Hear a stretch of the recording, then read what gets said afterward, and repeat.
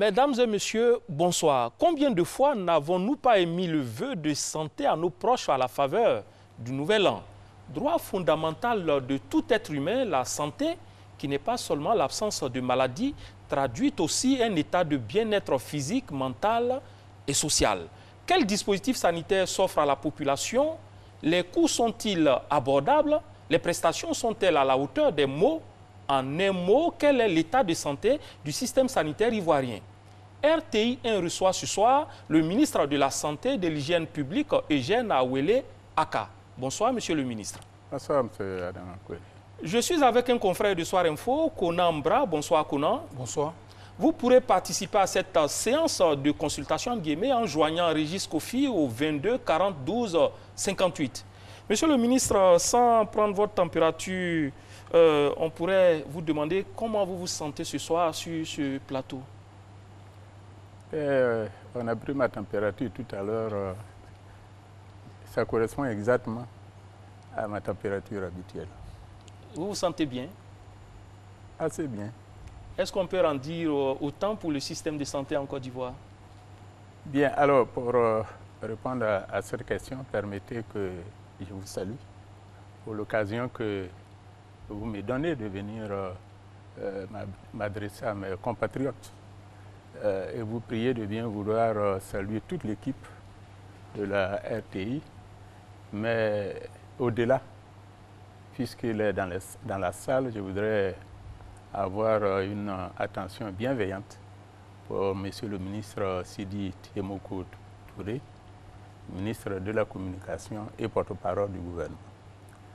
Cela dit, vous voulez savoir si la situation du ministère de la Santé... D'une manière générale. D'une manière générale. Alors, c'est une bonne opportunité que vous nous donnez pour que nous disions à nos compatriotes que nous sommes là, justement, pour leur parler de leur premier droit, vous l'avez dit, le premier droit, du droit à la vie, dont le corollaire est le droit à la santé. Objectivement parlant, le système de santé en Côte d'Ivoire se porte relativement bien. Il se porte relativement bien en raison du leadership de son Excellence le Président de la République qui nous a fixé le cap dès qu'il a bien voulu faire appel à notre modeste personne en juillet 2018.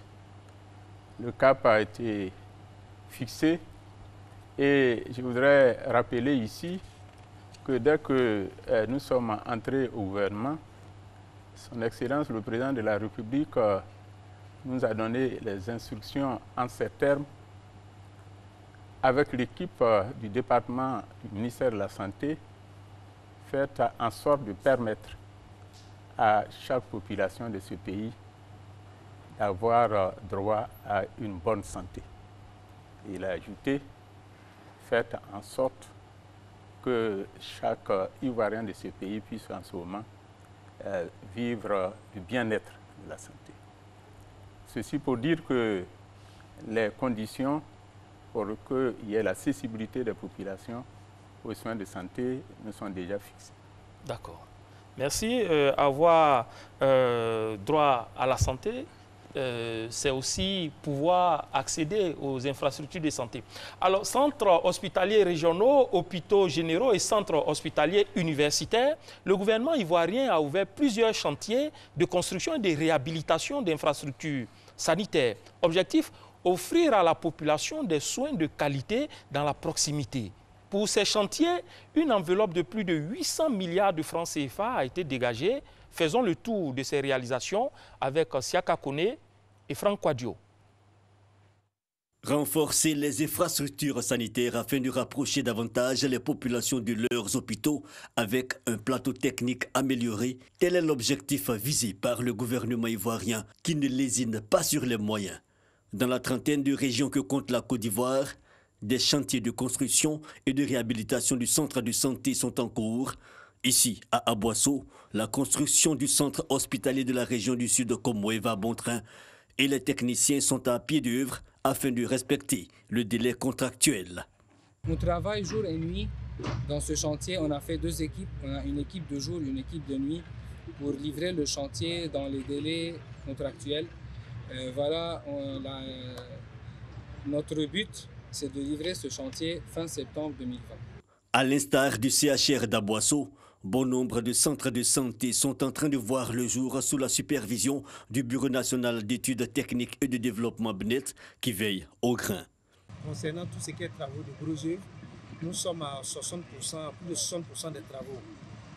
Comme nous pouvons constater sur le terrain, il ne nous reste que 4 bâtiments qui sont en fondation. L'ensemble des travaux, on peut dire jusqu'à présent, tout se déroule bien.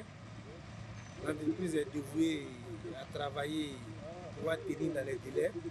Ne sont pas en reste les centres hospitaliers d'Azopé, de Mans, de Katiola ainsi que le futur hôpital général de San Pedro. Des bâtiments flambant neufs avec des équipements appropriés.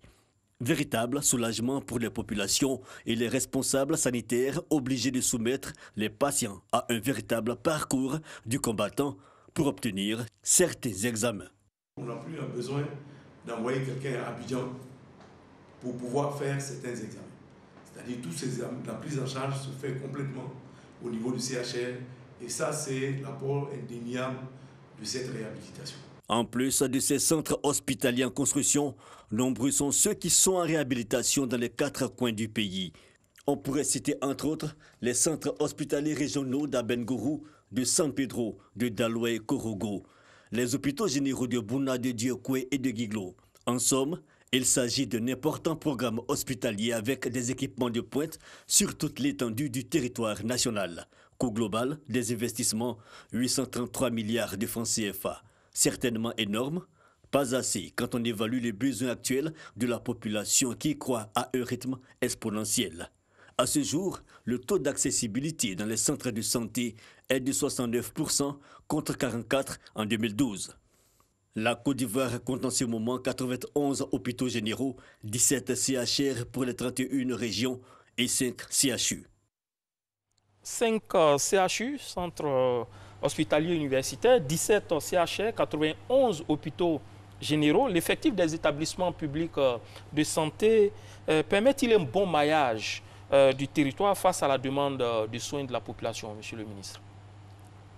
Mais vous voyez bien que le nombre des établissements que vous venez de citer permet justement de dire qu'il y a un bon maillage, mais je voudrais globalement dire qu'en réalité, nous sommes à 2500 au moins établissements sanitaires, parce qu'il n'y a pas que les CHU, il n'y a pas que les CHR ou les hôpitaux généraux, mais dans la stratégie de la couverture sanitaire universelle, il faut aller vers les centres ruraux et donc les établissements sanitaires de premier contact, c'est-à-dire les centres de santé, jouent un rôle extrêmement important car c'est bien eux qui permettent de faire les premiers soins aux populations. Mbrakouna? Oui, je veux répondre sur ce que monsieur le ministre vient de dire. Monsieur le ministre, on voit que l'État fait des efforts.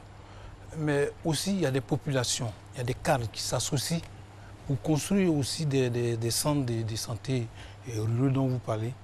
Malheureusement, ils ne sont pas fonctionnels et non équipés. Est-ce que c'est le ministère qui a l'exclusivité de la construction de ces infrastructures sanitaires?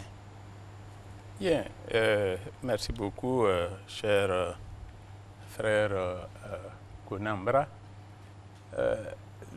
La santé est l'affaire de tous.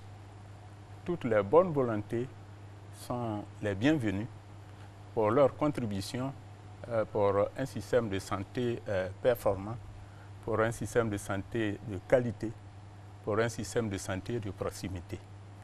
Mais nous sommes dans un monde moderne et tout doit se faire dans des conditions bien précises, notamment s'agissant d'un ministère, tout doit se faire sur la base d'une planification, d'une programmation.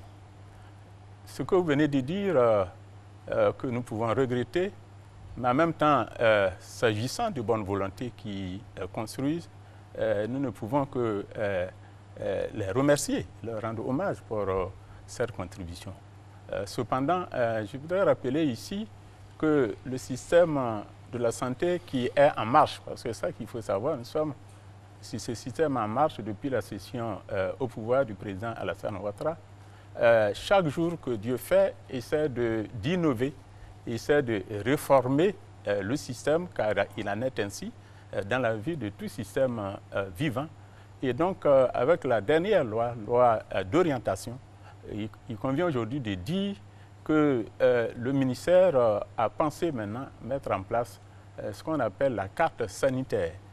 Par conséquent, cette carte sanitaire doit pouvoir prévoir en début d'année le nombre d'établissements à construire localité par localité. Cette carte sanitaire donc doit organiser la construction à la base avec la participation de nos responsables techniques, les directeurs départementaux, les directeurs régionaux, sous l'autorité du préfet des régions. Donc il doit se tenir des sessions de carte sanitaire au niveau de la sous-préfecture pour savoir qui veut faire don d'un établissement sanitaire, avec quels moyens, ensuite au niveau du département, ensuite au niveau de la région.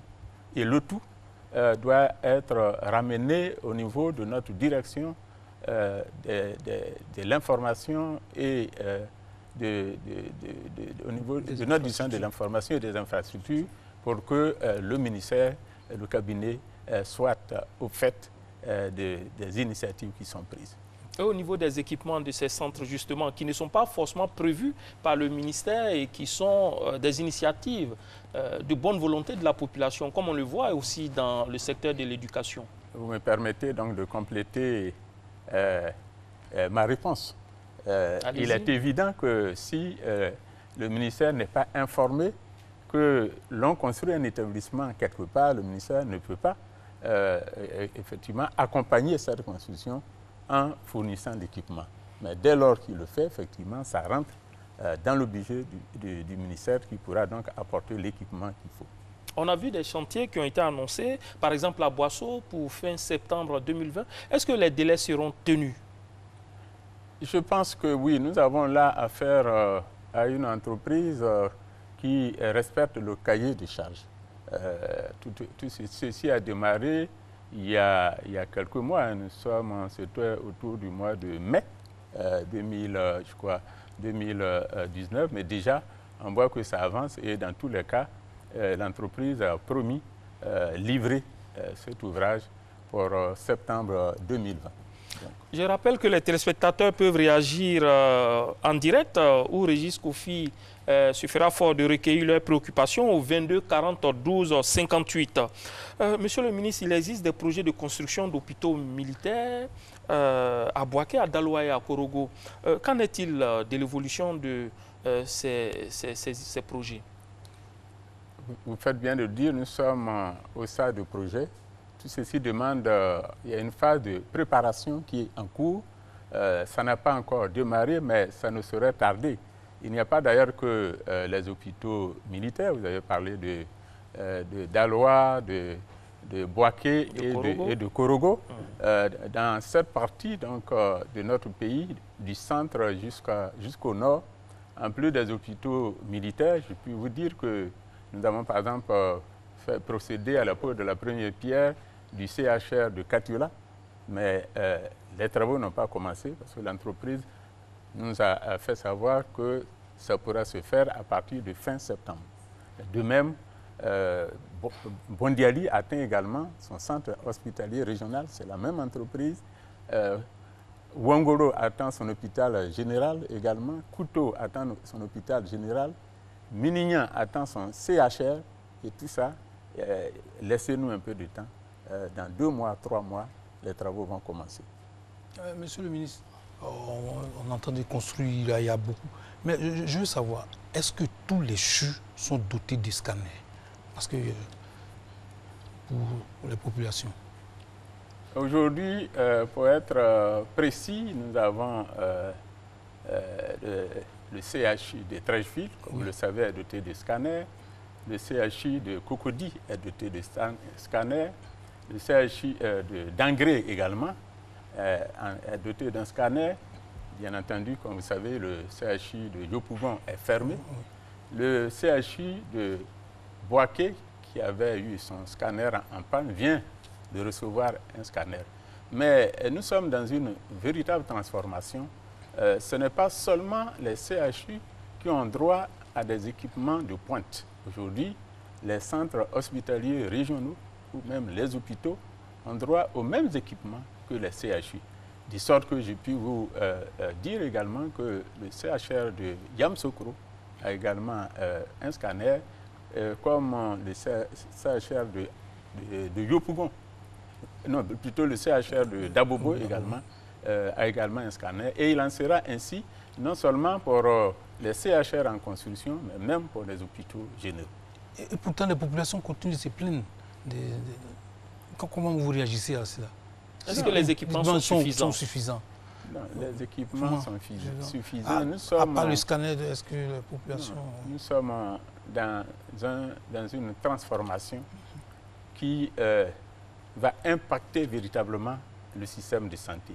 Tout à l'heure, vous avez bien fait d'annoncer que son Excellence le Président de la République a pris la décision d'investir plus de 833 milliards de francs pour la transformation du système de santé en réhabilitant l'existant, les vieilles infrastructures. C'est ce qui a été fait avec l'hôpital général d'Abobo, que nous appelons aujourd'hui Centre hospitalier régional d'Abobo, qui aujourd'hui a toute l'allure d'un vrai CHU. Également, le CHR également de Yamsokro, qui a été également réhabilité. Il reste la dernière tranche qui est en cours, comme le CHR également de Korogo également, et le CHR également de Daloa.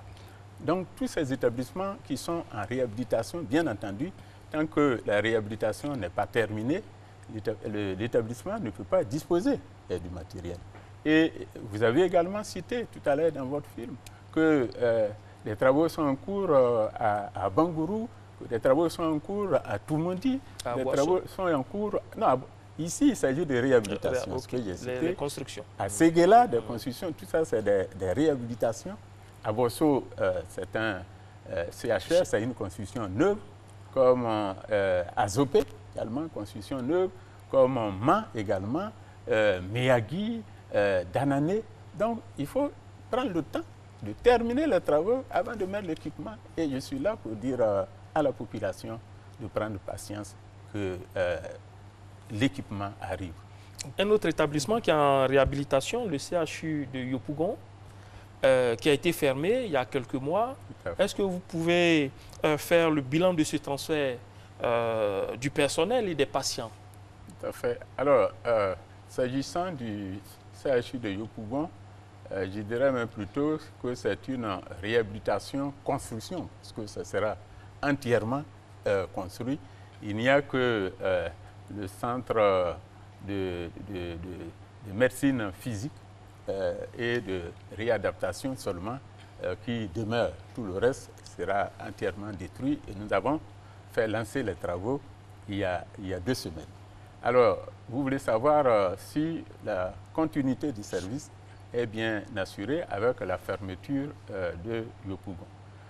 Je puis dire que c'est l'une de nos satisfactions. Nous-mêmes, nous avions eu peur au moment où, avec l'accord du Premier ministre, nous avions pris la décision justement de faire fermer ce CHU qui posait véritablement des problèmes à la population, en tout cas aux patients. Depuis, donc, un plan de continuité des services a été établi qui est sous l'autorité du directeur de cabinet adjoint du ministère de la Santé, et l'ensemble des services ont pu être logés dans d'autres établissements sanitaires. Par exemple, aujourd'hui, tout ce qui concerne en matière de gynéco-obstétrique, les différents responsables ont été répartis à l'hôpital général d'Aniama, au CHU d'Angré, et même au CHU Cocody, mais surtout à la formation sanitaire urbaine de Ouassakara, Yopougon, et dans d'autres services. Le centre de néonatologie doit être relocalisé au centre Béago, du côté de Yopougon. De même que le centre de neurologie est relocalisé à l'hôpital général de Trècheville, qui est pratiquement terminé. La néphrologie se trouve à l'INSP à Gamé, mais au-delà, j'ai pu continuer. Une partie de service également au CHU d'Angré, mais au-delà, nous avons, avant la fermeture, pour pouvoir réduire l'affluence des patients qui viendraient du côté du Grand Abidjan, notamment à Dabou, à Grand Laou, eh bien là-bas, nous avons pu faire ouvrir, le ministère a pu faire ouvrir des blocs gynéco-obstétriques à Dabou qui fonctionnent aujourd'hui très bien, de sorte qu'aujourd'hui, les femmes au travail... Il y a Jacquesville aussi qui n'est pas loin. Jacquesville, mais ce n'est pas encore ouvert. Par contre, Grand Laou est également ouvert. Donc, au total, tout se passe assez bien. D'ailleurs, vous n'entendez pas souvent de plans de... Vous parliez tout à l'heure de Béago. Béago, ce n'est pas encore ouvert. Qu'est-ce qui se passe? Béago, non, vous savez, le bâtiment a été entièrement réhabilité. Il reste que juste un petit problème de circuits électriques et d'eau. Et depuis hier, les moyens ont été dégagés pour le circuit de l'eau et également pour le circuit électrique. Alors, il y a plusieurs chantiers, Monsieur le ministre. Le CHU de Yopougon a été quand même présenté comme le fleuron des infrastructures de santé en Côte d'Ivoire. Qu'est-ce que vous faites pour éviter les écueils de Yopougon, justement? Concrètement? Oui, concrètement, pour les nouvelles constructions que vous avez annoncées, les nouveaux projets, comment est-ce qu'on va éviter le piège dans lequel Yopougon s'est retrouvé?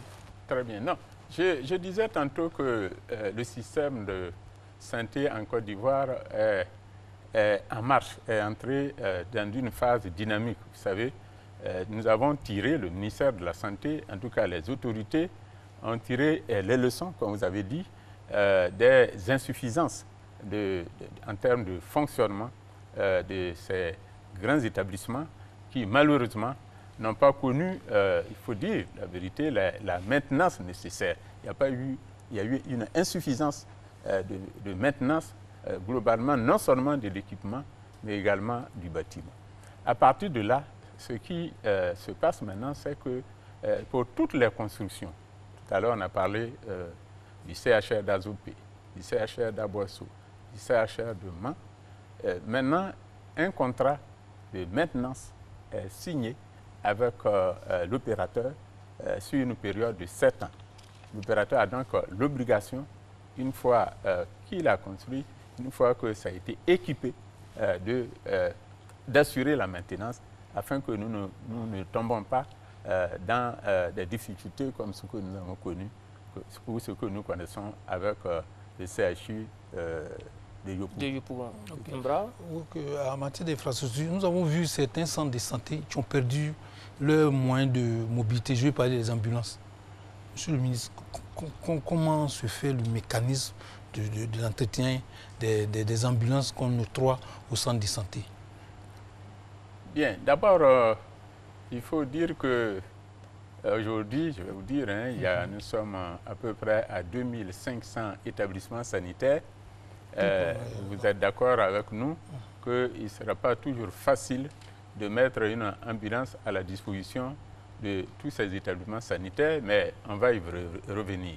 Mais pour les établissements sanitaires qui bénéficient d'une ambulance, il y a un mécanisme d'entretien de ces ambulances. Il y a d'abord que pour l'heure, il y a dans chaque établissement sanitaire une structure qu'on appelle le COGEL, le comité de gestion de l'établissement sanitaire.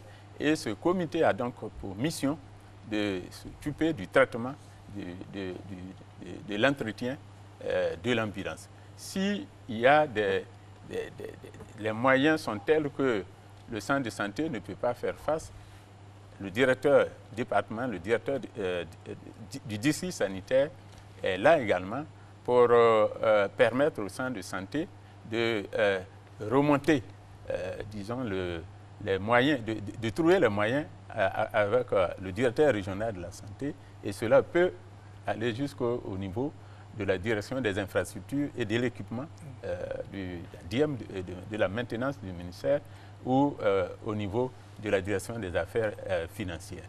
Donc le mécanisme existe pour l'entretien des ambulances. Il y a combien d'ambulances exactement actuellement? Quelles sont celles qui sont en marche et celles qui sont sous cale? Non, il y a, je vous ai parlé tout à l'heure d'au moins 2500 établissements sanitaires. Ce que je puis vous dire, c'est que pour l'année dernière seulement, nous avons pu fournir à peu près 100 ambulances. Mais il y a beaucoup de bonne volonté également qui aident à doter les centres de santé en ambulance. Mais ce qui est important, c'est moins le nombre d'ambulances qui existent, parce que je vous ai dit que dans tous les cas, il va être difficile de donner une ambulance à chaque centre de santé. Ce qui est prévu avec la loi portant réforme hospitalière, ce qui est prévu, c'est que nous allons mettre en place maintenant des réseaux de soins de proximité.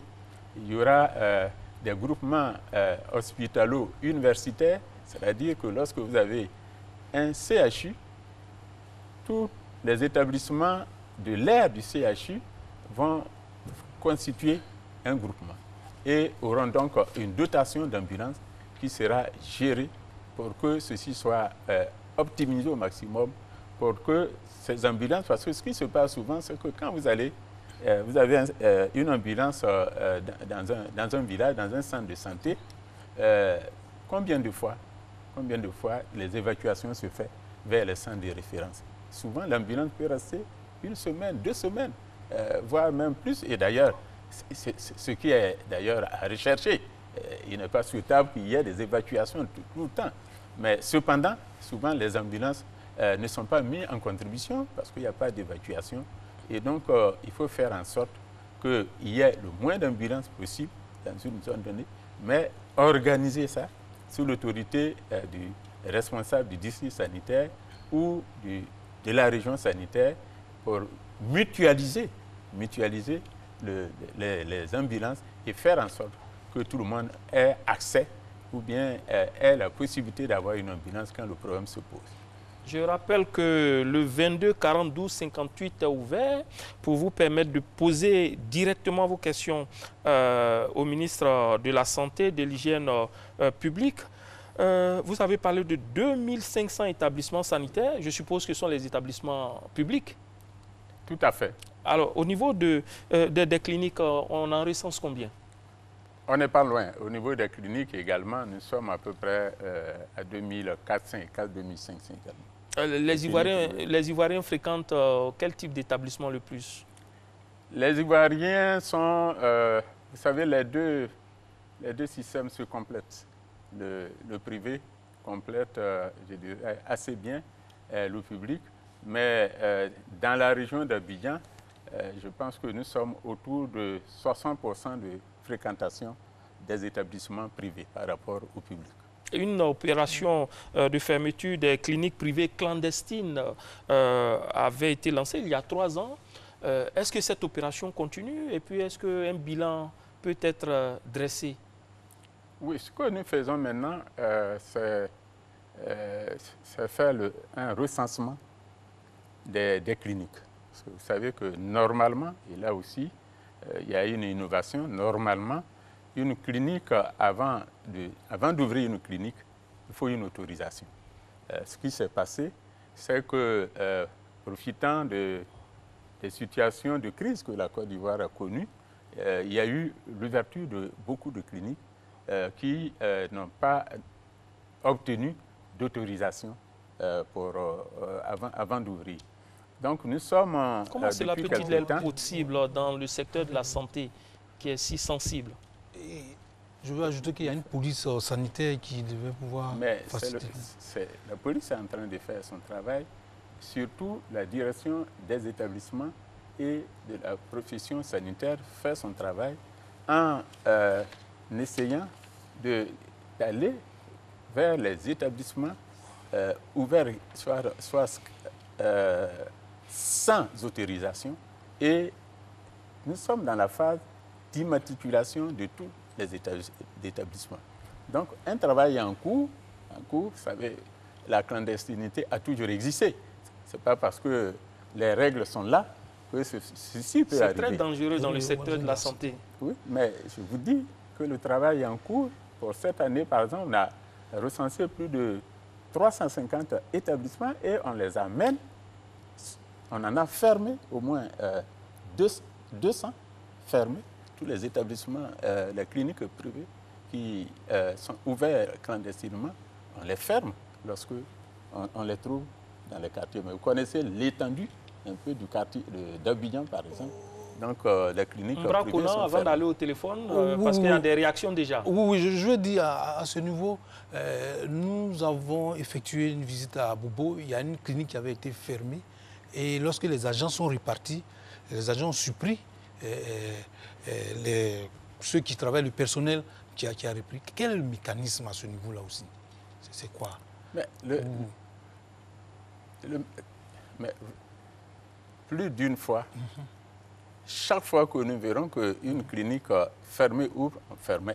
Ce qui est demandé à ces cliniques, c'est de se mettre aux normes, c'est de se mettre en règle. Mais il est évident que des cas comme ce que vous venez de peuvent exister, mais on fait en sorte que ça soit fermé. Même si ça ouvre, on finit par aller fermer. Est-ce que c'est dans ce cadre-là que le 7 janvier, vous avez fermé une clinique à Yopougon? Non, ce n'est pas dans le même cadre. Là-bas, vous savez ce qui s'est passé. Et qu'est-ce qui s'est passé pour que cette clinique soit fermée? À Yopougon, vous avez une maman, une femme. Vous aviez un enfant qui était, plutôt un bébé, qui était en traitement à couper. Et la maman, la famille, a bien voulu venir à Yopougon, où elle habite, pour se faire plutôt, pour faire traiter son bébé plutôt dans cette clinique. Alors que l'enfant était en traitement à couper. À couper avait bien délivré le médecin, chef de l'hôpital d'Acoupé, avait délivré un bon d'évacuation pour une clinique, pour un hôpital, pour un CHU, ici pour un service de pédiatrie du CHU d'Abidjan. Mais les parents ont préféré aller dans la clinique que vous connaissez à Yopougon. Et on sait ce qui s'est passé. Ce qui s'est passé, c'est que une caution avait été demandée aux parents, une première caution, les parents avaient pu payer, disons 80% de la caution, et une deuxième caution que les parents n'ont pas pu payer. Et la suite, nous la connaissons. D'accord. Nous allons aller au 22-40-12, recueillir les propos des téléspectateurs. Bonsoir Régis Kofi, vous avez déjà des réactions par rapport au sujet de ce soir? Bonsoir Adama Kone, bonsoir à toutes et à tous. Merci de nous rejoindre. Plusieurs interventions, à commencer par celle de M. Ouattara Kone qui nous appelle de Bouaké. Des régions et districts sanitaires ont été créés ces derniers temps. À quoi répond justement la création ou l'augmentation de ces régions sanitaires? C'est la question qu'il pose. M. Adou Tano fait un clin d'œil à la médecine traditionnelle. Il souhaite que l'État soutienne ces médecins pour qu'ils reçoivent convenablement des patients pour régler le problème d'infrastructure. C'est également la préoccupation de Kwame Arnaud qui profite pour demander quelle est la place de la médecine traditionnelle. Monsieur Couillot Lopez fait remarquer que l'unité de la neurochirurgie au CHU de Yopougon n'a pas été délocalisée. Et puis, dans la même veine, Madame Kofi Emilienne fait savoir qu'elle est en attente d'une place pour réopération. Elle s'est fait opérer au CHU de Yopougon et son médecin lui apprend qu'elle doit patienter faute de place. Adama Kone, c'est tout pour la première vague des questions.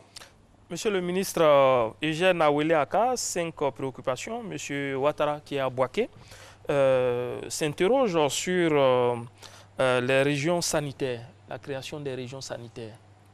Oui, alors, en effet, ces derniers temps, avec, sur les instructions donc, du gouvernement, nous avons procédé donc, à la création de régions sanitaires afin que ces régions sanitaires soient adaptées, soient calquées sur les régions administratives. Nous avons 31 régions en Côte d'Ivoire. Nous avons donc créé 31 régions sanitaires et avec Abidjan qui a été subdivisé en 2 régions, ce qui fait qu'aujourd'hui, nous avons 33 régions sanitaires. Le souci, c'est de jouer la proximité, c'est de rapprocher au maximum les responsables de régions des populations et faire en sorte que, également, le responsable de la région soit un peu sous l'autorité du préfet des régions. Vous savez que les préfets représentent le gouvernement dans les régions, donc ça a été calqué sur la structure administrative, alors que jusqu'ici, certaines régions, les régions n'étaient pas calquées sur les régions sanitaires, j'entends, n'étaient pas calquées totalement sur les régions administratives. Donc, c'était non seulement pour corriger cela, mais surtout c'est dans le souci d'aller vers les populations, de faire en sorte qu'il y ait des soins de santé beaucoup plus proches des populations dans le cadre de la couverture sanitaire universelle. De même, les districts sanitaires, c'est-à-dire au niveau des départements également, ont été augmentés. Et là, nous sommes à peu près à 113 districts sanitaires, alors qu'il y en avait à peu près 70 à l'époque. Monsieur Adou Tanoé Kwame s'interroge sur la place de la médecine traditionnelle dans le système ivoirien. Oui, aujourd'hui, la médecine traditionnelle a sa place, en tout cas, dans les structures. Par exemple, à Treichville, il y a une parfaite cohabitation de la médecine traditionnelle et de la médecine moderne. C'est régulièrement que nous-mêmes, nous sommes en contact avec les responsables de la médecine traditionnelle. Nous avons même un responsable du programme de médecine traditionnelle, un directeur coordonnateur du programme de médecine traditionnelle avec qui le système de médecine moderne travaille en bonne intelligence. Le service de neurochirurgie au CHU de Yopougon, selon M. Kuyo, n'a pas été délocalisé. Si, j'ai dit tantôt que normalement le service de neurochirurgie va pouvoir fonctionner à l'hôpital général de Treichville. Mais l'hôpital général de Treichville, qui a été entièrement réhabilité, aujourd'hui, il reste à terminer le système de fermeture qui n'est pas tout à fait hermétique. Le système de fermeture n'est pas hermétique, donc ceci a un coût. Sinon, la relocalisation est prévue à l'hôpital général de Treichville. Monsieur le ministre, est-ce qu'il est possible que... Mais pour l'heure, la relocalisation est plutôt au CHU Cocody. D'accord. Est-il possible qu'une patiente qui a été opérée soit dans l'attente d'une place dans un CHU, comme Mme Kofi? Elle ne peut pas être dans l'attente d'un CHU puisque le CHU Cocody fonctionne. Elle dit qu'elle a été opérée, son médecin lui dit qu'il n'y a pas de place. Et ça, c'est l'avis du médecin. Elle attend. C'est le médecin, mais nous allons vérifier. Nous allons vérifier. Mbra? Oui. Monsieur le ministre,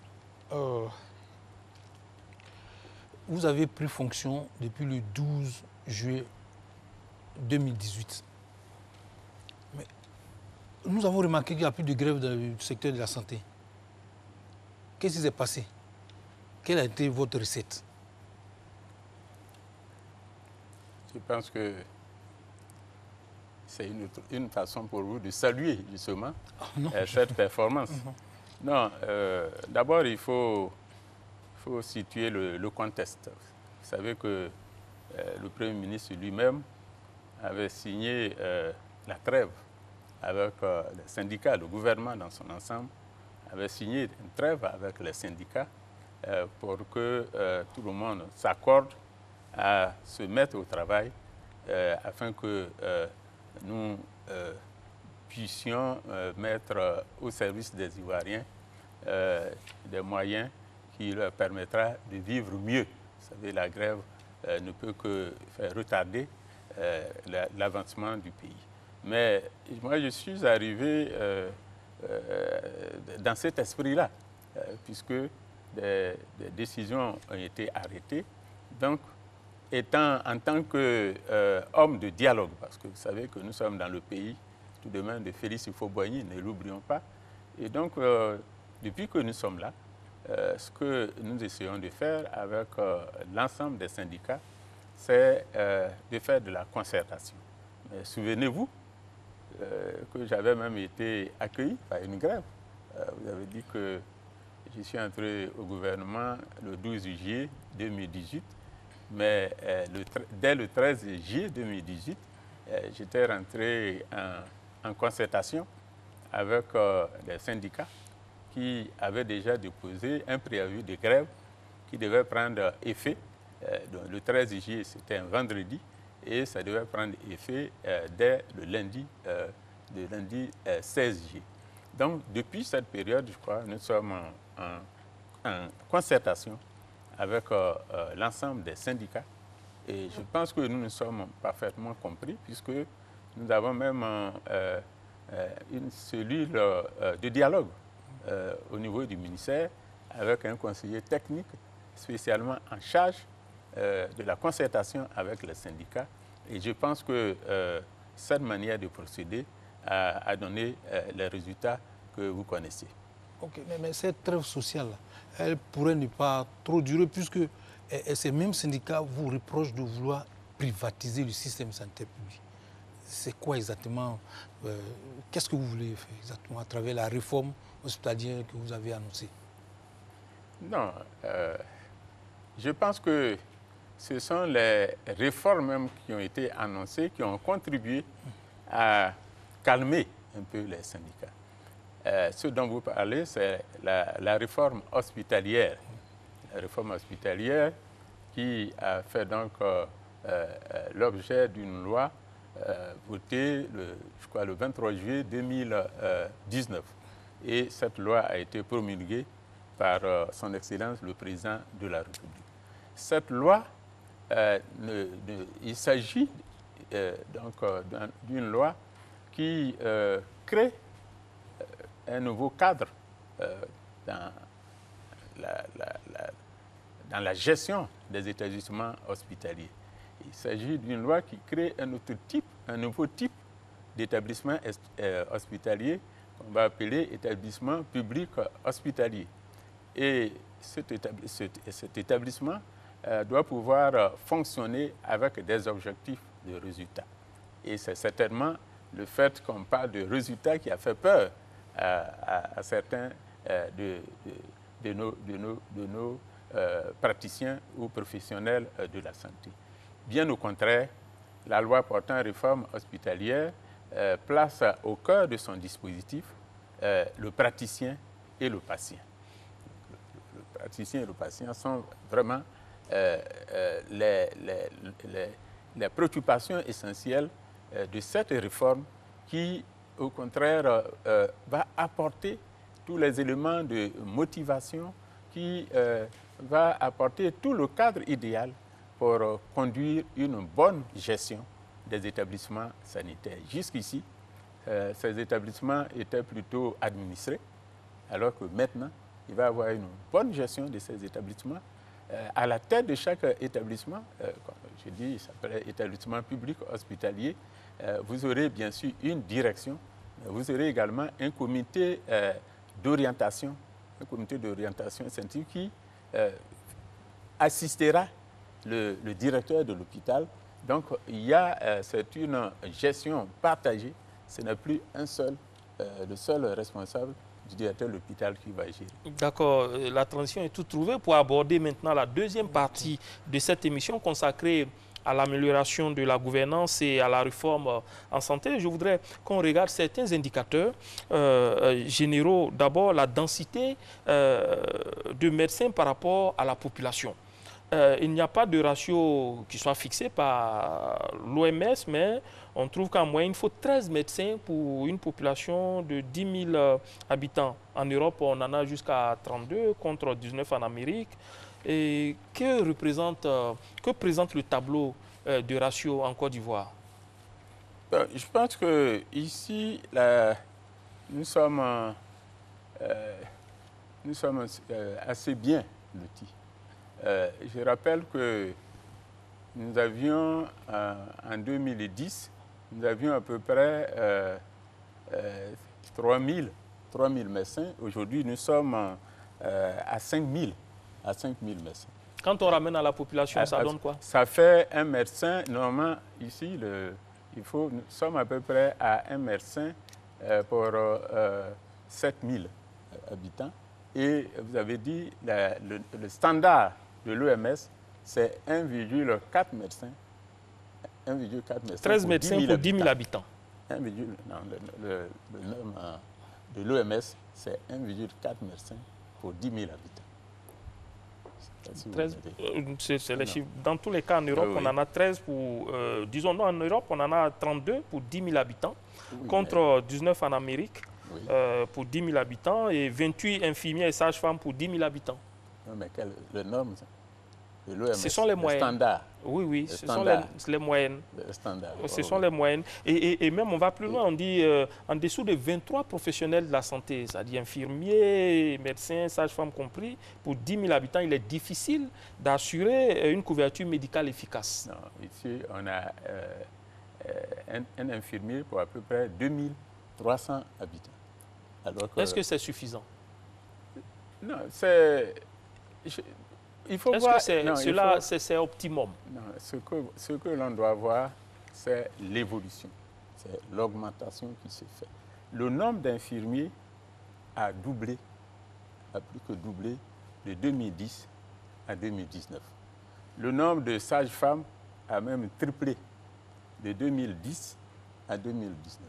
Et le nombre de médecins a pratiquement doublé. C'est cet effort-là qu'il faut regarder. C'est cet effort qu'il faut regarder.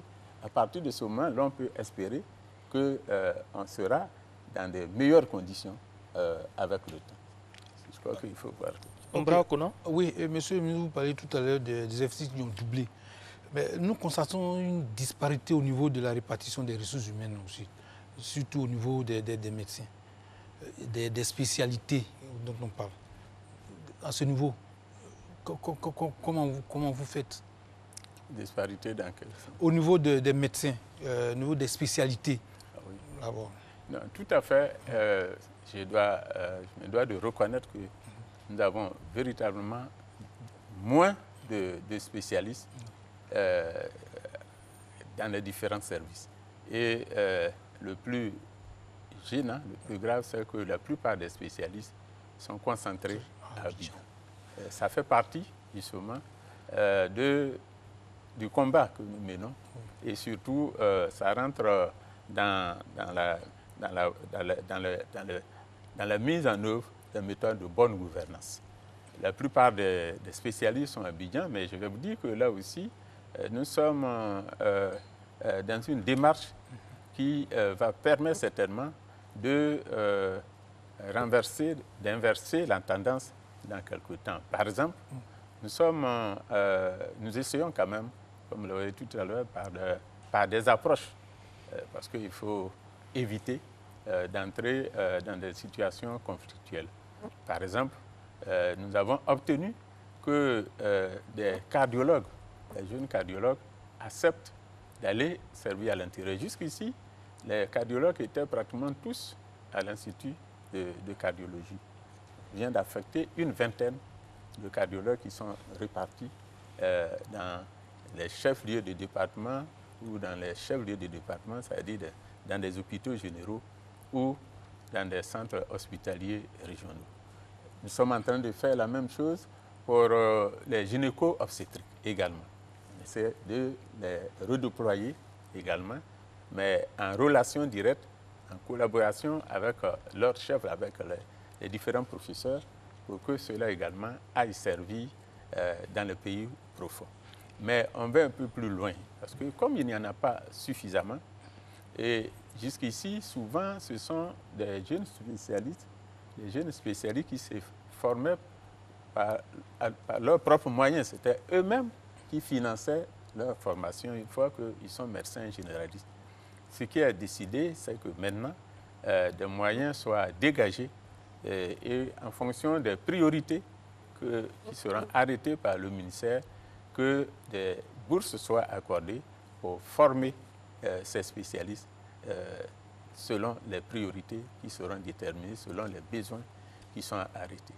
Est-ce que vos difficultés ne viennent pas du fait que la fonction publique ne prenne pas en compte un certain nombre de spécialités?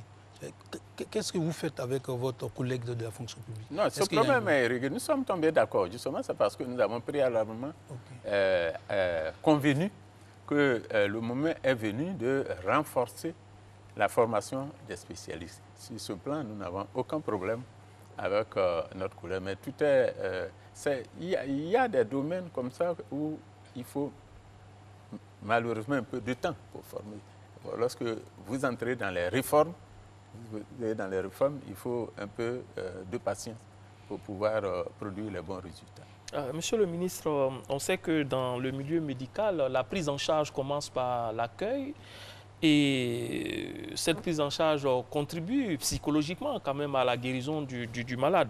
Seulement le constat est que entre les cours qui sont dispensés dans les facultés ou à l'école des sages-femmes et d'infirmiers et les salles de soins, les bonnes intentions qu'affichent les agents se transforment en cauchemar pour les patients. Alors, qu'est-ce que vous faites justement pour corriger ce comportement-là? Est-ce que vous avez pu identifier cela à votre niveau? Qu'est-ce que vous avez prévu de faire? Bien.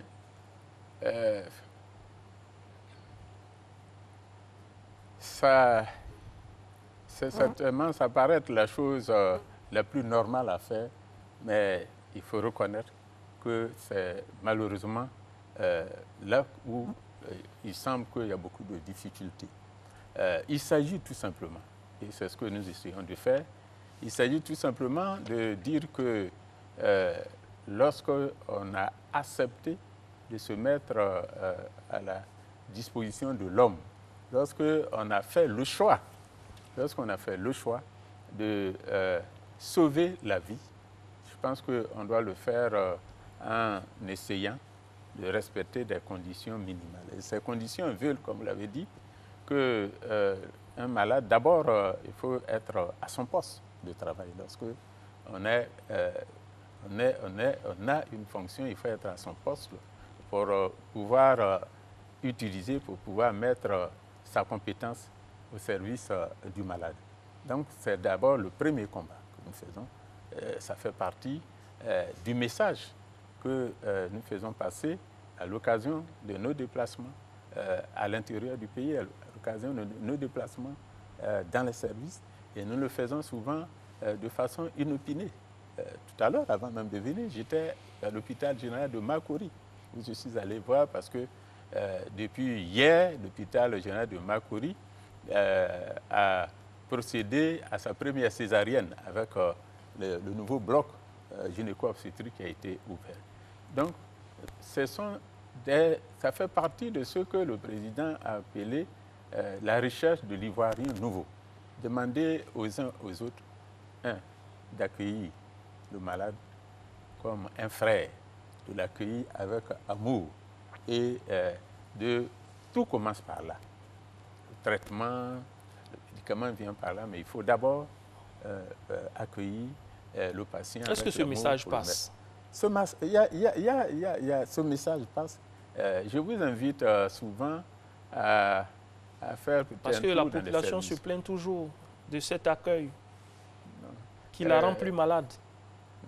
Non, je pense que cette émission doit justement avoir pour objectif majeur de rassurer la population, de dire qu'il y a une évolution des mentalités qui est en cours. Et ceci est possible maintenant, pourquoi? Parce que, justement, nous avons, je vous ai dit tantôt, nous avons affaire à un vrai leadership du président de la République qui a mis les moyens en jeu. Les moyens sont là en matière d'infrastructures de base, les moyens sont là en matière de ressources humaines, les moyens sont là également en matière de réformes qui se fait.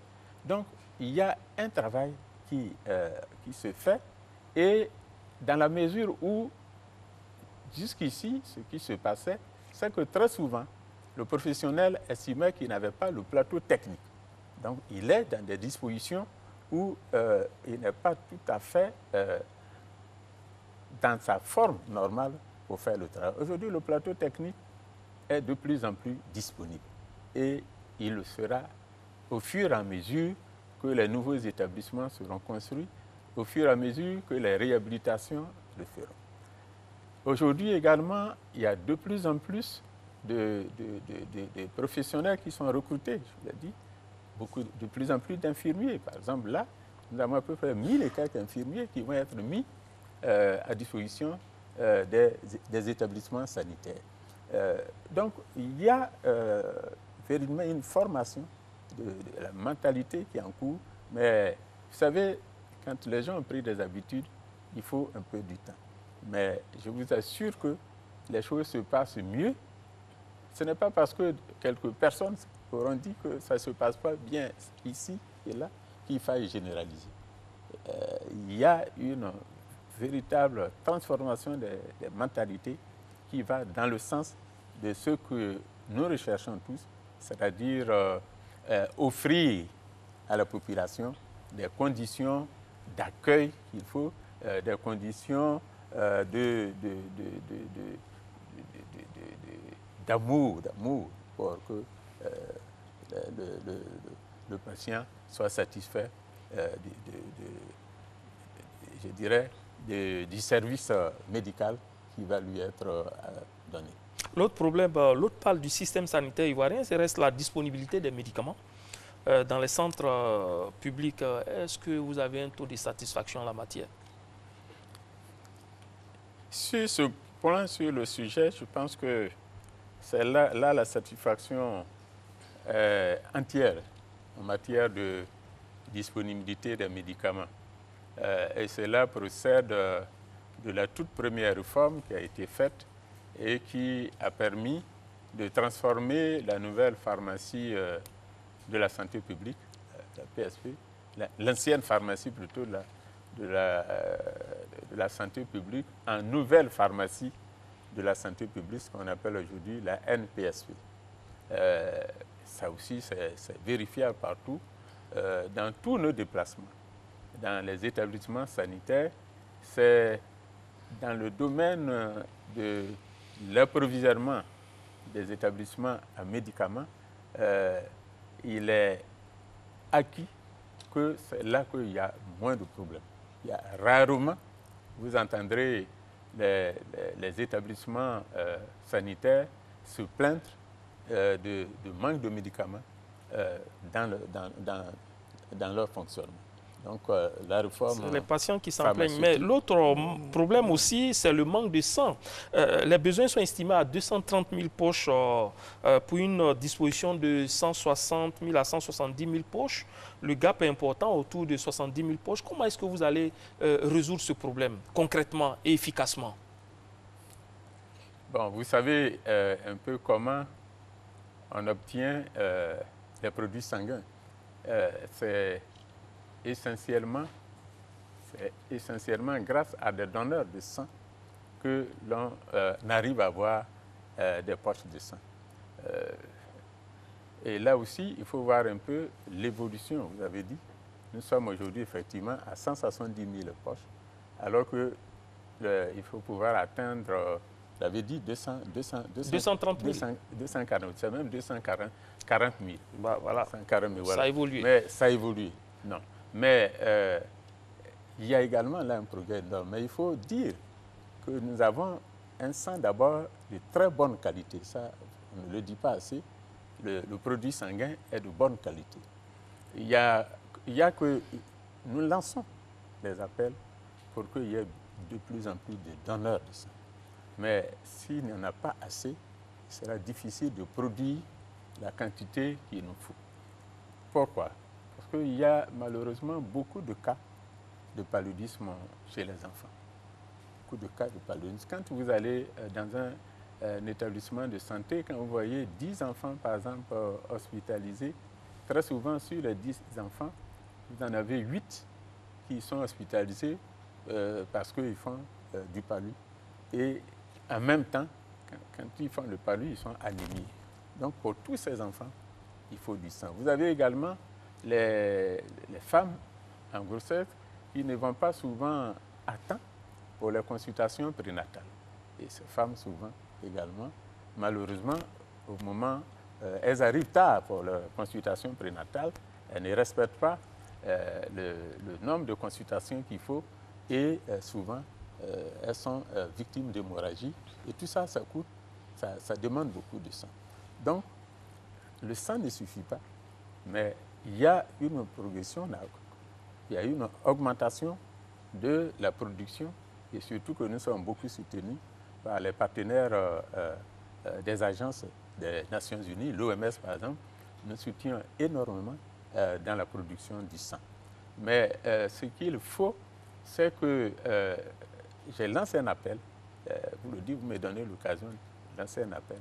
Il faut que les jeunes surtout, les écoles, il faut que tous ceux qui peuvent être des donneurs de sang nous aident à augmenter notre production. Est-ce qu'il ne faut pas revoir le mode de communication? Il y a une population de 23 millions d'habitants. C'est vrai que tout le monde ne peut pas donner son sang parce qu'il y en a qui ne sont pas aptes à le faire. Mais le problème, il perdure. Et il faut pouvoir le résoudre de manière durable, Monsieur le ministre. Non, le problème ne perdure pas. On a toujours décrété ce déficit. Et même dans la gestion, on se pose la question sur la gestion rationnelle du sang qui est disponible. Non, le peu qui est disponible est difficile à avoir. Non, il faut savoir où le sang est disponible dans les établissements hospitaliers, dans les CHU. Le sang est disponible dans les centres hospitaliers régionaux. Le sang est disponible même dans les hôpitaux. Vous savez qu'on a augmenté, le Centre national de transfusion sanguine a ouvert d'autres antennes de Centre national de transfusion sanguine à l'intérieur du pays. On est passé de 11 aujourd'hui, 11 à l'époque, en 2014, on est passé à plus de 22 Centres nationaux de transfusion sanguine. Il y a eu également des banques de sang qui sont également ouvertes. Le sang est disponible, mais vous savez, quand vous avez dit tout à l'heure, si vous avez 170 000 poches, il suffit seulement qu'il y ait même 2000 poches qui manquent, et comme on sait que ça ne suffit pas, pour que ça donne cette impression qu'il n'y a pas du tout de sang. Parce que les appels sont lancés de partout sur les voies de communication diverses. Il y a toujours des appels au don de sang parce qu'il y a des urgences, parce qu'il y a des cas. Je vous invite à nous permettre de gérer toutes ces difficultés sans forcément que nous fassions toujours référence aux réseaux sociaux. J'ai été moi-même régulièrement appelé au début, quand je suis arrivé, c'était quelquefois, mon téléphone étant complètement ouvert, souvent j'étais sollicité pour contribuer à faire donner des produits sanguins. Mais c'est de moins en moins. De moins en moins, ce n'est pas parce qu'on ne veut plus s'adresser aux ministres, mais c'est parce que le système s'est considérablement amélioré. Le système s'est considérablement amélioré et je puis vous dire qu'il y a moins de problèmes maintenant qu'il y a quelque temps et il en sera ainsi progressivement. Mais soyons clairs, tant qu'on n'aura pas, il y a un gap. Le gap, tant qu'on aura ce gap, c'est vrai qu'il y aura toujours des gens qui pourront se plaindre. Mais il ne s'agit pas seulement de la production, il faut également une éducation. Nous devons éduquer. Nous devons demander aux gens, aux femmes enceintes, d'aller faire les consultations normalement, de ne pas attendre qu'elles aient forcément besoin de sang. Il suffit seulement qu'elles fassent leur consultation prénatale normalement pour qu'elles n'aient pas besoin de sang. Nous devons également demander à nos compatriotes de soigner leurs enfants. Le palud, ça peut se soigner, de ne pas attendre que les enfants se retrouvent tous sur des lits d'hôpitaux. Voyez-vous, il y a tout ça. Il faut toute cette éducation-là, il faut prévenir. C'est fondamental. Je crois qu'il y a beaucoup de choses que nous pouvons éviter grâce à la prévention. Parce que la mission du ministère de la Santé, ce n'est pas seulement de soigner, mais c'est également permettre de faire de la prévention. Et la population elle-même doit adhérer totalement à tout ce qui permet d'éviter la maladie. Je crois que c'est fondamental. Et je vous invite vraiment pour que vous vous inscriviez dans cette vision qui est plus profitable à la population. Accepter la prévention. Accepter d'éviter toutes les maladies qu'on peut éviter plutôt que de se trouver dans une situation inconfortable et penser que rien n'est fait pour venir au secours. Konambra. Oui, même le produit sanguin disponible fait l'objet de peut-être de raquettes dans certains centres de santé. Les populations vont... moi, j'ai vu au CHU de Trècheville des gens qui sont allés pour prendre du sang, mais c'était difficile. Et pourtant, le sang était. Lorsque les parents des patients sont allés au Centre national de transfusion sanguine, on les a renvoyés directement au CHU, malheureusement. Le sang est disponible, mais il n'est pas accessible, monsieur le ministre. Non, le sang est accessible. Ce qu'on essaie d'éviter, justement, c'est d'éviter qu'on fasse du trafic avec le sang. C'est pour ça que le sang, du Centre national de transfusion sanguine, autrefois, quelquefois, le parent du malade, mais tout le monde s'en mêle. Comme on sait qu'il y a l'insuffisance du sang, il y en a qui en profitaient, comme toujours, pour en faire un trafic. Donc maintenant, le sang n'est livré qu'au service qui doit pouvoir gérer ça de l'hôpital. Donc c'est ça qui fait dire à certains, et quand on leur montre cette voie, il y en a qui veulent aller prendre le sang directement au Centre national de transfusion sanguine. Ça, ce n'est pas autorisé. Il faut s'adresser, celui qui s'adresse à l'hôpital, au CHU, il aura du sang, parce que le CHU sait prendre le sang au Centre national de transfusion sanguine. Je voudrais qu'on regarde ce phénomène, celui des faux médicaments en Afrique. L'OMS indique que 42% des faux médicaments proviennent d'Afrique. Quelle est la proportion en Côte d'Ivoire? En Côte d'Ivoire, voyez-vous, on n'est pas loin. Mais on est dans la fourchette des 40%? Non, pas 40%, parce que, vous savez, très souvent, tout se résume à Roxy. Très souvent, je sais que vous voulez en venir. Oui. Non, la Côte d'Ivoire est quand même extrêmement bien organisée. Hein, il y a des services. Je suis sûr que vous-même, si vous voulez faire venir des médicaments, des faux médicaments, vous aurez beaucoup de problèmes. La Côte d'Ivoire est bien organisée. Il y a des services dédiés pour ça. Tout médicament qui entre par les voies normales ici doit satisfaire des conditions d'autorisation de mise sur le marché. Il y a des règles qui sont appliquées. Bon, mais comme toujours, hein, vous savez, la Côte d'Ivoire est un pays qui est extrêmement ouvert, comme d'autres. Et là aussi, c'est un combat que nous menons. Mais ce que je voudrais vous dire, personnellement, je suis souvent descendu sur la place du marché pour justement combattre ce phénomène. Mais cela ne suffit pas. Il y a un outil qui va être dédié pour mener ce combat. Ça fait partie de la réforme du secteur pharmaceutique. C'est l'agence ivoirienne de régulation pharmaceutique qui va être mise en place bientôt. les organes sont maintenant en place, donc il appartiendra à l'AIRP, l'Agence ivoirienne de régulation pharmaceutique, de monter vraiment au créneau pour qu'il y ait moins de médicaments de rue, moins de médicaments contrefaits. Monsieur le ministre, vous avez ouvert les portes du marché du Roxy. Nous allons nous y engager. Plusieurs descentes, plusieurs récidives des animatrices de ce marché. Est-ce que c'est un aveu d'impuissance? Pas du tout. Pas du tout. Je viens de vous donner la solution. C'est pour ça que j'ai essayé d'anticiper. Nous avons essayé. Roxy renaît toujours de ses cendres. Oui, nous avons essayé, mais je vous dis qu'on vient de créer la structure qu'on appelle l'autorité ivoirienne de régulation pharmaceutique. Ça sera la solution miracle? Non, le miracle, malheureusement, n'est plus de ce monde. Parce que Roxy a la peau dure, monsieur le ministre. Oui, mais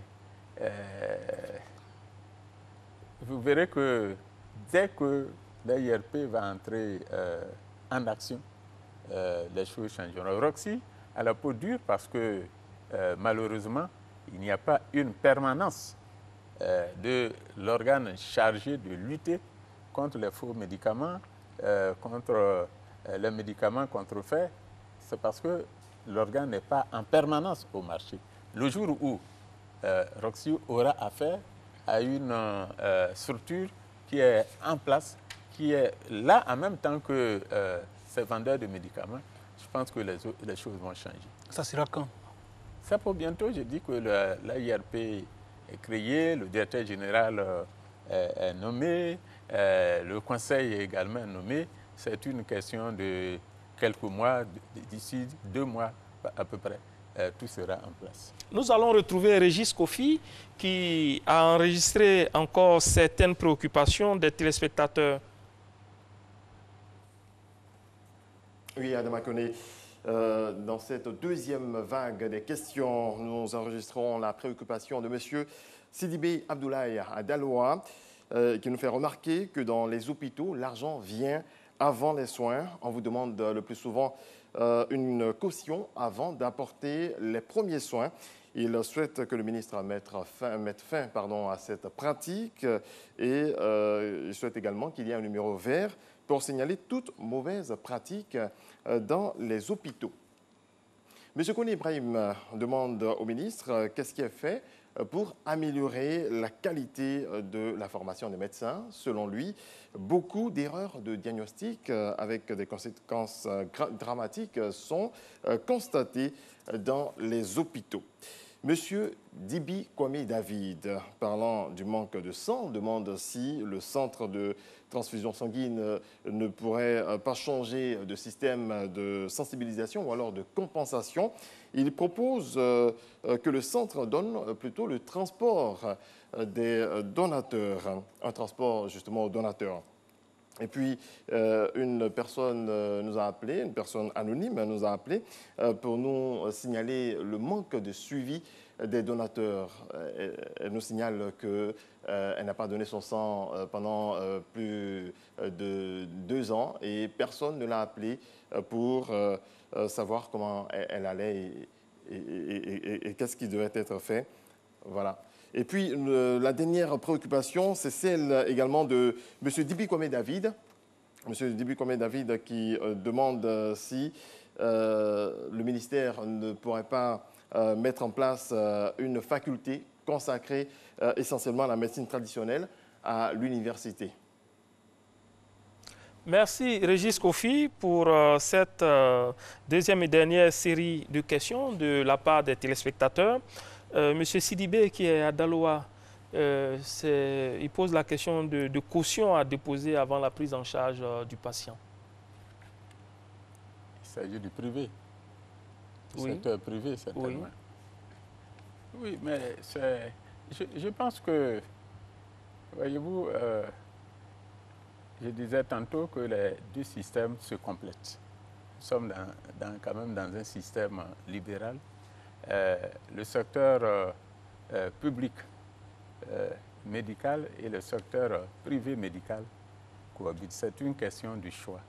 Si M. Sidibé à Daloa À Daloa, nous avons une multitude d'établissements sanitaires. Bien sûr, si vous choisissez d'aller dans le privé, vous devez payer le prix.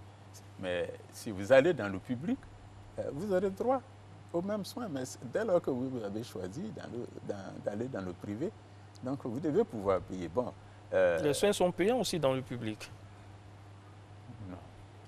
Non, les soins ne sont pas payants dans le public. Tout à l'heure, je vous ai donné le cas de ce malheureux cas qui est parti d'Akoupé. Ce n'est pas parce que c'était payant que les parents sont venus à Yopougon. L'enfant était traité gratuitement. Il n'y avait aucun problème. Mais les parents préféraient venir à Yopougon mieux. Oui, mais monsieur le ministre, les soins sont payants. Il y a des affiches, il y a des pancartes pour dire les montants ne sont pas les mêmes, mais c'est payant. Mais attention, il faut dire aujourd'hui aussi, c'est extrêmement important, avec l'avènement de la couverture maladie universelle, ne l'oublions pas, il faut se faire enrôler. La couverture maladie universelle, justement, est là pour permettre aux couches vulnérables de la population de pouvoir avoir accès, non seulement d'ailleurs cette couche démunie, mais tout le monde, d'avoir accès à des soins de santé de qualité, c'est-à-dire aux mêmes soins de santé. Il suffit de payer 1 000 francs par mois. 1 000 francs par mois et vous avez droit au même traitement. Et je vais vous dire que depuis le démarrage de la couverture maladie universelle, le 1er octobre, il y a eu 3 000 personnes enrôlées. Et sur les 3 000, vous avez 3 millions plutôt, 3 millions. Oui. 3 millions. Et sur les 3 millions, il y a 1 500 000 qui n'avaient jamais eu à le passé de couverture maladie. Et aujourd'hui, qui n'ont jamais été couverts par une assurance maladie, aujourd'hui, donc, monsieur Sylvie, ils n'ont qu'à quand même... C'est-à-dire quand on choisit aussi les difficultés, on doit pouvoir assumer ça. Aujourd'hui, on a une couverture, il suffit de payer 1 000 francs. D'accord. Les autres préoccupations ont beaucoup trait au don de sang. Oui. Une préoccupation est la suivante. Pourquoi ne pas payer le transport et se limiter à la collation? Peut-être que ça inciterait davantage les donateurs. Ici même, une réflexion est en cours en ce qui concerne les produits sanguins. La réflexion est en cours, mais c'est une question de moyens. C'est de pouvoir arriver finalement à une gratuité totale du produit sanguin. Mais la réflexion est en cours. Vous voyez, je vais même plus loin que ce que vous cherchez. Et les donateurs aussi ne sont pas suivis, quelqu'un l'a dit. Ils sont fichés, peut-être qu'il faut les conditionner, il faut les appeler, il faut les entretenir pour qu'ils continuent de donner du sang. Oui, c'est vrai, mais un donateur, pourquoi, quand vous avez choisi d'être donateur, avez-vous vraiment besoin qu'on vous appelle? Vous n'êtes plus donateur, donc pourquoi ne pas... Face à la situation, peut-être que c'est une méthode aussi. 2 ans de silence, c'est quand même considérable. Non, peut-être pour ce donateur, ce donneur qui le dit, mais généralement, il y a une vraie campagne qui se fait. C'est régulièrement que nous parrainons des bonnes volontés, des donateurs, que nous allons vers eux. Le directeur du Centre national de transfusion sanguine est là. Toutes les démarches sont faites pour augmenter le nombre de donateurs. Bon, c'est peut-être un cas particulier, c'est possible, on veut bien, mais dans la majorité des cas, il ne se pose pas le problème en ces termes. Le coronavirus, plus de 2500 morts à ce jour. Face à la propagation de ce virus, les pays prennent des dispositions pour se prémunir de cette maladie. La Côte d'Ivoire n'a pas croisé les bras. Un dispositif de dépistage automatique de tout voyageur est mis en place. Au-delà, le pays tente de se protéger contre toute pandémie. Pour en savoir plus, suivons ce reportage de Christophe Diomandé, commenté par Amadou Walter. Selon l'Organisation mondiale de la santé, 75 200 personnes sont contaminées par le coronavirus et on enregistre plus de 2500 morts dans le monde. Ce bilan ne cesse de s'alourdir avec de nombreux cas en Asie, en Amérique, en Europe et en Afrique. Face à l'ampleur de ce fléau, le gouvernement ivoirien a réactivé le système mis en place lors de l'épidémie de l'Ebola qui a fait plus de 11 000 morts en Afrique. Pour lutter contre le coronavirus, des dispositifs sont pris. On note, entre autres, l'aéroport international Félix Houphouët-Boigny d'Abidjan est équipé de caméras thermiques afin de détecter la maladie. Le renforcement du contrôle sanitaire aux frontières aéroportières, la création d'un centre des opérations d'urgence de santé publique qui réunit des compétences pluridisciplinaires et multisectorielles destinées à la coordination de l'information et des ressources. Des directives sur la surveillance épidémiologique de la pneumonie du coronavirus aux directeurs départementaux de la santé. Ces dispositifs viennent accroître les capacités de prévention et de riposte face à tout type de menaces en matière de santé publique. En plus, une plateforme nationale est installée. Elle s'inscrit dans la mise en œuvre du programme de sécurité sanitaire mondiale lancé en 2014. Cette plateforme est placée sous l'autorité du gouvernement. Elle est composée de toutes les structures publiques et privées, des partenaires techniques et financiers. La société civile est impliquée dans la gestion des échanges sanitaires.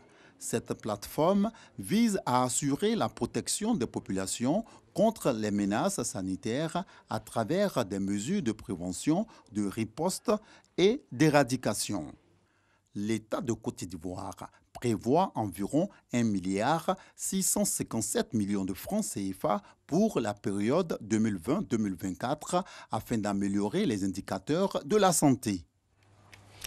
Alors, de la fièvre Ebola à la maladie du coronavirus aujourd'hui, on peut dire que la Côte d'Ivoire réussit à se protéger, M. Aka. Je suis tout à fait d'accord avec vous. Je crois que ici, il faut, moi personnellement, je voudrais d'abord saluer mes prédécesseurs qui ont su justement, avaient réussi pratiquement, je crois que c'est le lieu de parler de miracle. Tout à l'heure, vous parliez de miracle. Parce qu'avec l'Ebola, c'est pratiquement le miracle qui s'était produit, puisque la Côte d'Ivoire n'avait pas eu un seul cas. Et je souhaite que cet exploit soit réédité avec le coronavirus.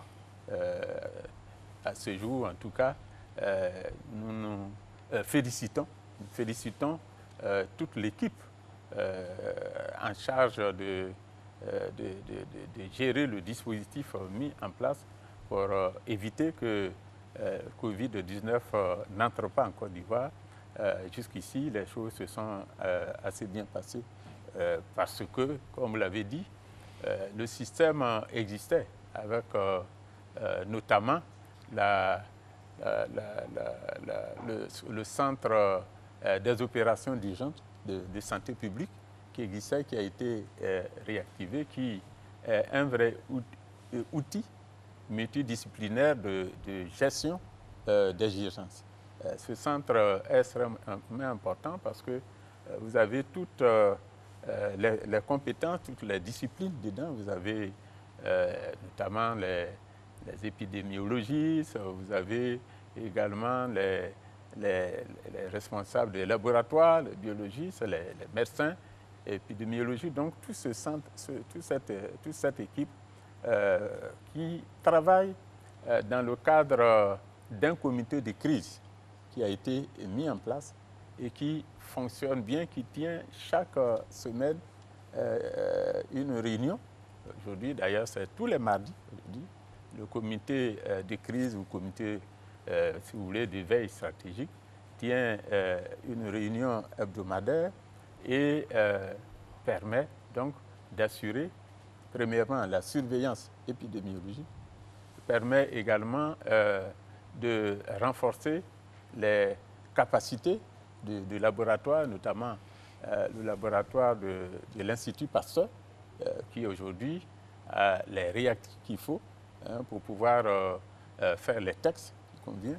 Il permet également la coordination des activités. Les activités que je vous ai dit, il y a donc une task force, il y a le comité de crise. D'accord, tout ça. Donc tout ça nous permet également de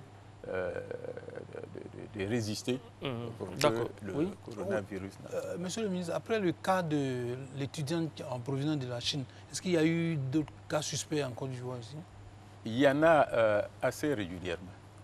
Il y en a assez régulièrement et tous les jours pratiquement, même aujourd'hui, il a été porté à notre connaissance les résultats de prélèvements qui ont été faits, qui heureusement sont toujours négatifs.